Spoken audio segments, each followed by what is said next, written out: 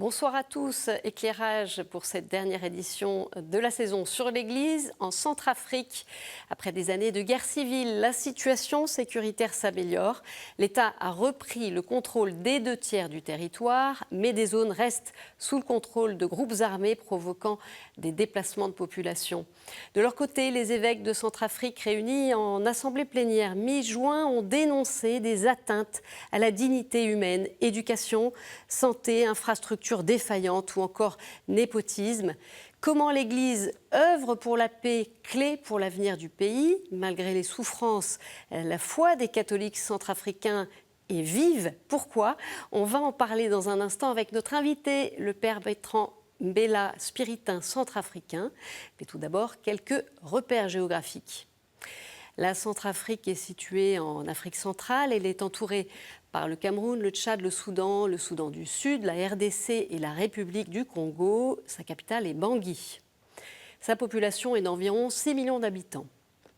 Sur le plan religieux, les chrétiens sont majoritaires, autour de 80%, dont près d'un tiers de catholiques. Les musulmans, environ 10%, tout comme les animistes.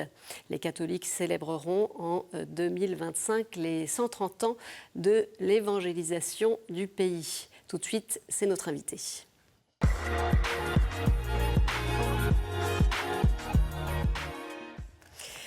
Père Bertrand Mbela, merci d'être avec nous. Merci, je vous remercie de m'avoir invité. Alors, pour faire connaissance, donc, vous êtes originaire du diocèse de Bangassou, qui se trouve dans le sud-est de la Centrafrique. Oui. Vous avez été ordonné prêtre en 2015 chez les Spiritains. Vous avez travaillé pendant 9 mois en zone rurale à la paroisse Sainte-Croix de Niakari, à Bangassou. Puis, vous êtes parti dans différents pays pour étudier l'islamologie, le Mali, l'Algérie, l'Égypte, puis Rome. Et vous êtes arrivé en France en septembre dernier, à Lille, où vous êtes aumônier des établissements d'apprentis d'Auteuil, et Lille et le Pas-de-Calais, également vicaire en paroisse. Exactement. Alors, la Centrafrique, c'est un pays qu'on suit depuis de nombreuses années, depuis le déclenchement de la crise en 2013, crise politique et sécuritaire. Alors, on est content d'apprendre que la situation sécuritaire semble s'améliorer, même si la situation reste fragile. Dites-nous, voilà, que vit la population, et notamment chrétienne, au quotidien ? Alors, ce que je peux dire par rapport à cette question, c'est que la population chrétienne, et même la population centrafricaine en général, vit une sorte de pascalité, une sorte de résurrection ou de renaissance par rapport à ces crises. Parce que si on essaie de comparer 2013 à aujourd'hui, on se rend compte qu'il y a beaucoup de progrès. Et les évêques centrafricains, la conférence épiscopale centrafricaine, dans un de leurs messages de 28 juin 2022, ont salué ce progrès vers la paix. Il y avait eu voilà, des étapes significatives. Oui, oui. Et donc les évêques ont pointé du doigt ce progrès et ils ont exhorté la population à œuvrer tous ensemble pour construire davantage la paix. Et en tout cas, dans leur dernier message, qui date d'il y a quelques jours, pour le coup, là, ils portent un regard plutôt sur la dignité. Voilà, la dignité et les difficultés, les défis qui touchent encore votre pays. Exactement. Le regard sur les plus pauvres, le handicap, tout ce qui est prédation aussi des ressources. Exactement. Donc, ce qu'on comprend, c'est que le chemin reste long. Exactement. Le chemin reste long à parcourir, mais ce qui est là, c'est que la population centrafricaine est en train de prendre conscience petit à petit que la sécurité que nous voulons, c'est nous-mêmes qui devrons aussi la construire. Donc voilà, c'est aussi ça le but ou l'objectif de l'invitation des évêques, que ce soit le gouvernement, que ce soit les acteurs religieux, que ce soit toute la population. Nous devrons tous œuvrer pour la dignité de l'homme dans ce pays longtemps meurtri par des crises multiformes. Chacun à son niveau peut agir ? Chacun à son niveau peut agir parce qu'il y a un proverbe de chez nous qui dit « un seul doigt ne peut pas laver la figure ». C'est l'union qui fait la force. Donc la construction de la paix et de la sécurité en Centrafrique n'est pas l'affaire d'une élite de personnes, mais c'est l'affaire de tous les Centrafricains. Alors justement, on va parler de ce chemin vers la paix. L'étape décisive, majeure, on s'en souvient, c'est la visite du pape François en 2015 en Centrafrique. Il appela alors à déposer les armes et à s'armer de l'amour. Oui.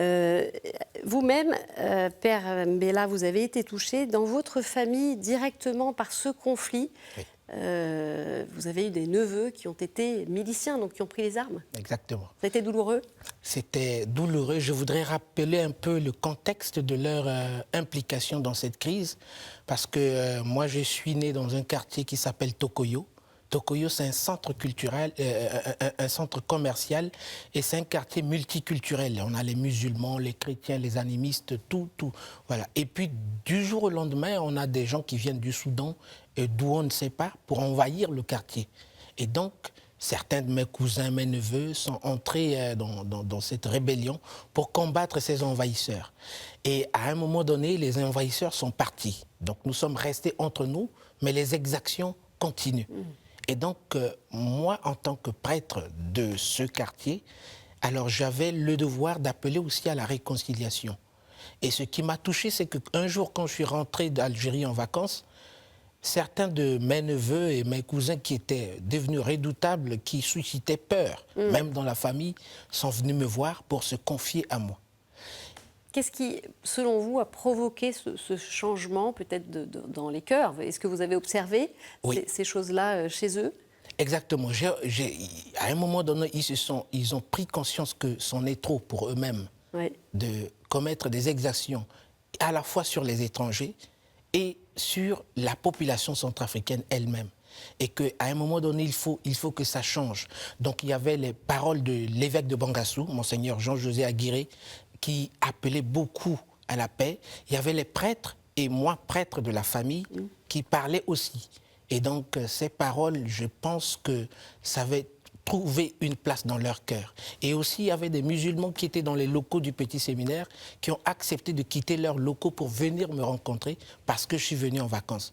Et pour moi, c'était très touchant pour moi. Et c'était des occasions pour parler de la paix et de la réconciliation. Et justement, vous avez cette expertise aussi, Père Mbela, en dialogue interreligieux. Ça a été quelque chose d'utile, j'imagine? Exactement, oui. Et mes acquis dans ce domaine m'ont permis d'avoir un langage pacifique pour pouvoir aborder les deux côtés et de les appeler à la réconciliation. Parce que vous savez que dans des moments de guerre, quand les gens sont très remontés, il faudrait avoir un langage de paix. Et ça, vous étiez entendu?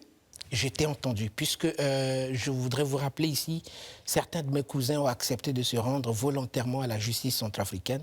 Et pour le moment, ils sont dans les lieux de rééducation, je vais dire ça comme ça. Et parce qu'ils ont accepté. En prison? Oui, ils sont en prison, voilà. Ils ont accepté parce qu'ils ont reconnu que ce qu'ils ont fait n'a pas plu et à la population locale. Et voilà, donc il est temps pour eux, pour favoriser la paix, de se rendre à la justice. Vous parlez effectivement de ce travail de terrain que vous et d'autres ont mené. Il y a évidemment le travail de la plateforme interreligieuse qui se poursuit, qui est menée par le cardinal Zapalenga aux côtés de l'imam et du pasteur de Bangui. Il y a toutes sortes d'initiatives qui se poursuivent. Un exemple avec l'association Club Espoir des jeunes, qui organise des matchs de foot entre chrétiens et musulmans pour retisser des liens de fraternité. Fidèle de la paroisse Notre-Dame d'Afrique, le président de l'association, Bienvenue Balekouzou, nous explique la démarche. Nous avons constaté après les événements qui ont secoué le pays, les jeunes musulmans et chrétiens se sont dispersés. Dans un premier temps, nous voulons d'abord ramener tout le monde ensemble, de vivre ensemble. Et nous constatons aussi que après les événements, les jeunes n'ont pas l'idée de cohésion sociale, de vivre ensemble. Ils ont seulement l'idée d'être dans leur camp. Et on a jugé mieux d'organiser les matchs de football, les jeux éducatifs dans le but de rassembler tout le monde et de leur expliquer que le pays, c'est pour nous, la religion ne peut pas nous diviser, nous sommes les Centrafricains et nous devons vivre ensemble. C'est ça un peu l'idée. Qu'est-ce que ça donne aujourd'hui? Voilà, on va dire très concrètement, là, un match de foot, des jeunes qui vont aller sur un terrain et jouer ensemble, des chrétiens, des musulmans. Est-ce que ça va plus loin qu'un jeu, une partie de foot dans les relations aujourd'hui chrétiens-musulmans? En réalité, le sport, c'est aussi un des lieux majeurs de prédilection, je voudrais dire, de la construction de la cohésion sociale. Donc, vous savez, donc c'est très important, notamment très important, en Centrafrique. Oui, en Centrafrique, Voilà. oui. Ouais, et il n'y a pas que ça, mais il y a aussi beaucoup d'autres choses. Il y a le sport, mais il y a aussi des centres d'écoute que les églises mettent en place pour écouter ceux qui ont été traumatisés par ces crises. Un endroit où la parole peut se libérer. On en constate dans le diocèse de Bois, il y a un de mes confrères, Vianney, qui en parlait. Et dans le diocèse de Bangassou, et presque partout dans tous les diocèses, il y a ces jeux qui se font et il y a ces centres d'écoute. Et ça aide beaucoup la population à guérir de ces traumatismes-là. Est-ce que ce sont finalement les religions qui sont un peu aux avant-postes de ce travail-là, de réconciliation? Les évêques, dans leur dernier message, ont notamment pointé du doigt le fait qu'il y ait pas mal d'initiatives, de dialogue. Finalement sont restées lettres mortes. On peut signaler aussi l'échec de la commission Vérité, Justice, Réparation, Réconciliation. Donc finalement, qui œuvre aujourd'hui pour la paix en Centrafrique?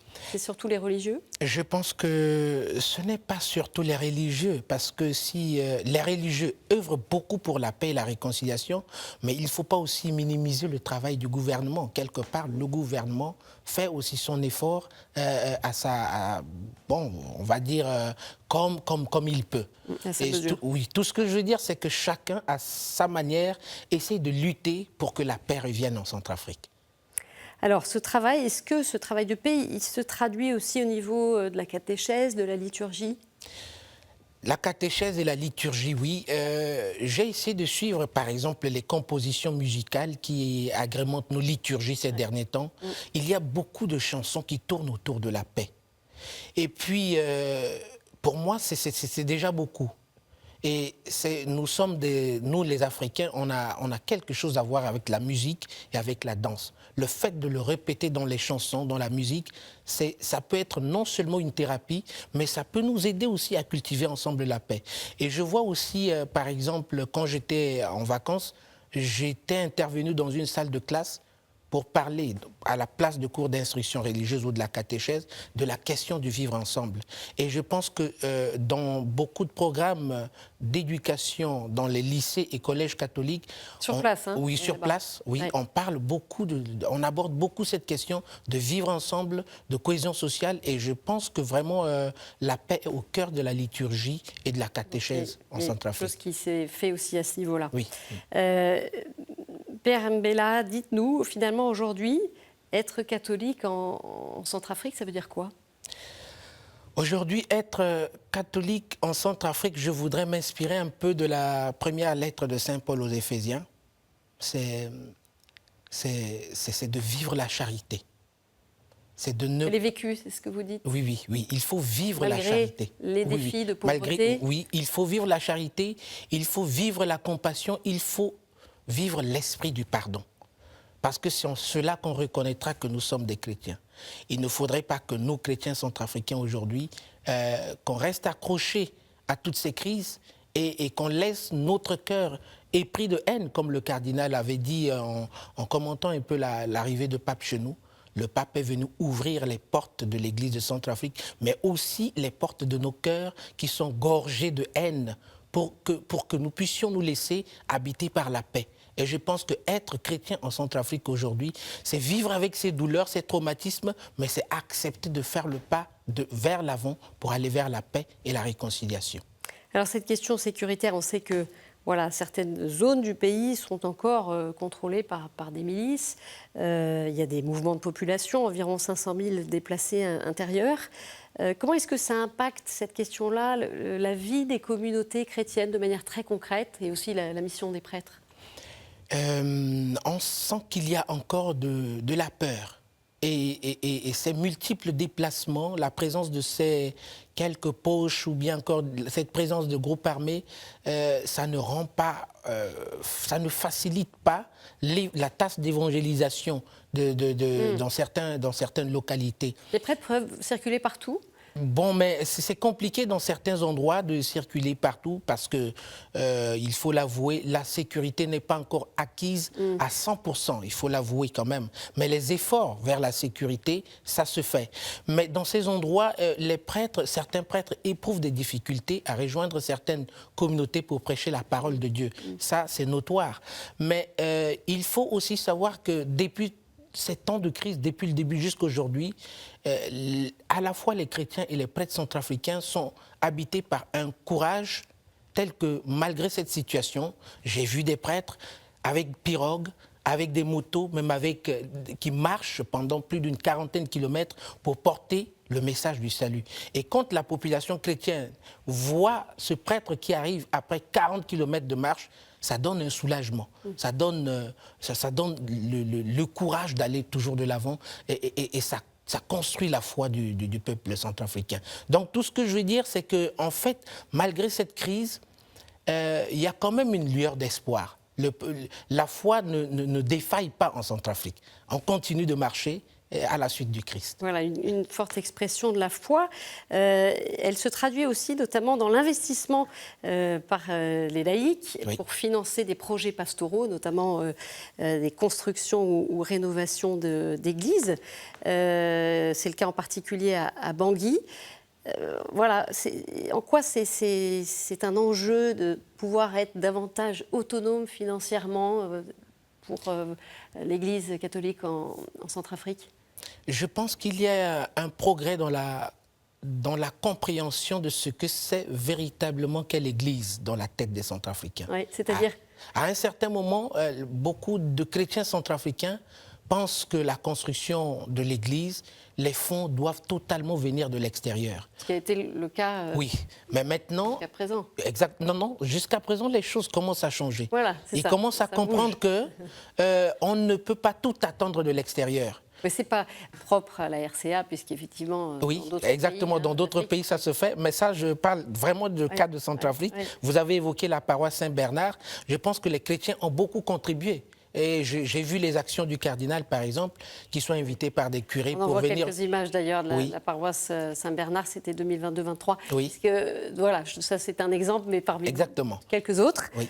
Et qui va être inauguré bientôt, hein, c'est ça? Le 30 de ce mois, le cardinal va inaugurer cette église-là, qui est vraiment une belle expression non seulement d'apport de l'extérieur, mais d'une expression d'autoprise en charge, de la conscience d'autoprise en charge de l'Église par les chrétiens, même de Centrafrique. Alors, ça c'est Bangui, et probablement que voilà, cette situation-là, la réalité est diverse d'une région à une autre, et puisque effectivement le pays est marqué par une grande pauvreté, comment faire? Qu'est-ce qui pourrait favoriser plus d'autonomisation pour cette Église? Pour moi, je dis... Trouver des ressources locales?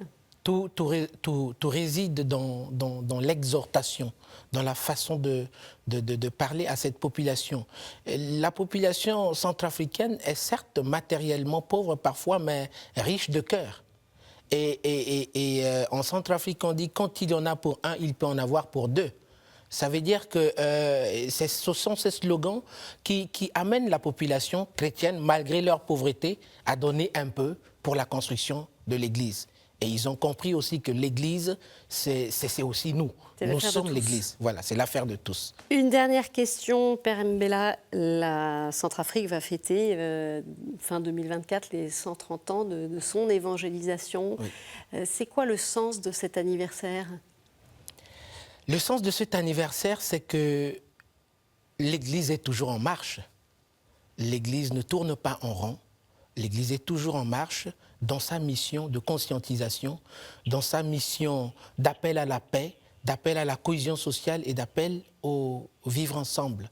Ça signifie que l'Église en Centrafrique, qui était hier une Église qui rampait, comme le slogan de l'église de Bangassou, cette église commence à marcher, Oui. cette église se lève, il marche et il va vers l'avant dans l'évangélisation du peuple.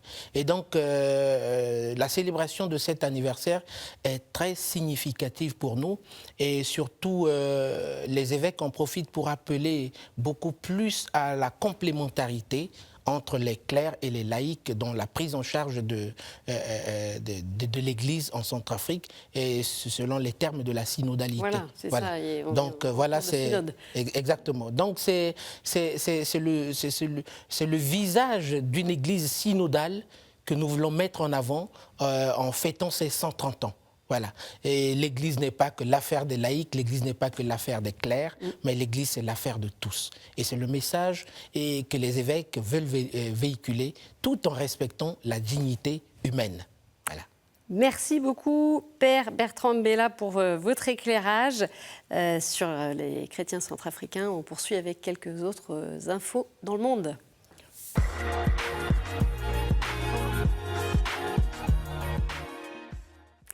Le 26 juin, le département d'État américain a publié son rapport annuel 2023 sur la liberté de religion dans le monde.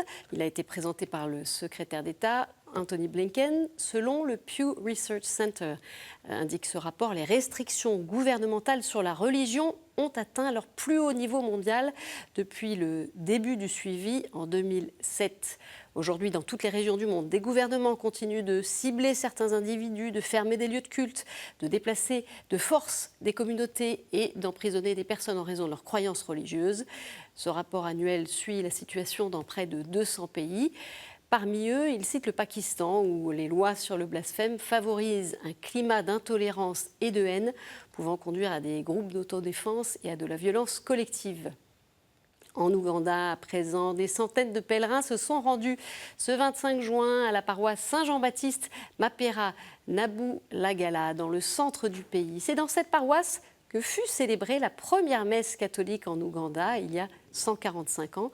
C'est en effet le 25 juin 1879 que des missionnaires d'Afrique, plus connus sous le nom de Pères Blancs, sont arrivés dans cette localité. Pour marquer cet anniversaire, une messe présidée par l'archevêque de Kampala a été célébrée dans cette paroisse historique. À la veille du 73e anniversaire de la guerre de Corée, commémoré le 25 juin, l'archevêque de Séoul, Monseigneur Chung, a appelé à un engagement pour la paix et la réconciliation, rappelant qu'il est essentiel de ne pas transmettre un héritage de haine aux générations futures. Dans son homélie prononcée lors de la messe de la journée de prière pour la réconciliation et l'unité du peuple coréen, l'archevêque a rappelé l'importance du vivre ensemble, soulignant, je cite, « Même si la situation entre les deux Corées peut sembler sombre, nous, chrétiens, ne pouvons pas rester dans le désespoir.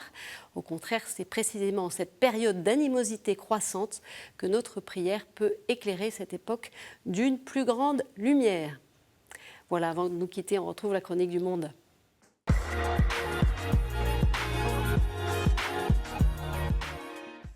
Et c'est Annabella Labèche, catholique à Port-Louis, île Maurice, qui nous donne des nouvelles.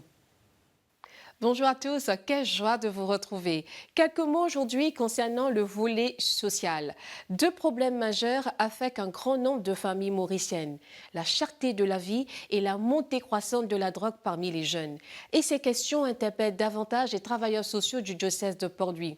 De nos jours, les organisations caritatives du diocèse sont confrontées à une augmentation remarquable de demandes d'aide par des personnes en situation d'extrême détresse. Les travailleurs sociaux sont sollicités sur tous les fronts. Aide alimentaire, un endroit pour passer la nuit en toute sécurité, recherche d'un emploi, logement décent, accompagnement des victimes d'addiction, soutien moral aux familles, entre autres. Mais aujourd'hui, ces organisations font face au manque de ressources financières, matérielles et humaines. Ces facteurs pourraient freiner leur engagement assidu? Oh que non! C'est un grand défi de témoigner concrètement de la solidarité envers les plus vulnérables, tel que Jésus nous l'enseigne. Et se soutenir dans cet engagement permet d'aplanir les obstacles et continuer la mission avec bienveillance. C'est ainsi que l'Institut cardinal Jean Margéot, l'antenne de formation dans le diocèse de Port-Louis et qui est aussi un espace de dialogue ouvert aux Mauriciens, avait réuni le mois dernier les acteurs impliqués dans la mission sociale de l'Église. L'occasion de faire connaissance avec ceux qui œuvrent discrètement à remettre des blessés de la vie debout. Avec humilité, ils ont partagé leurs difficultés, leurs joies et la force qui les guide. J'avais faim et vous m'avez donné à manger résonne encore très fort au cœur de la mission. Merci beaucoup Annabella pour toutes vos chroniques cette année. Voilà, c'était la dernière édition de la saison. J'en profite pour remercier tous ceux qui ont contribué à la réalisation de nos émissions tout au long de l'année. Merci également à Jean-Baptiste Connolly. Très bel été à tous. Au revoir.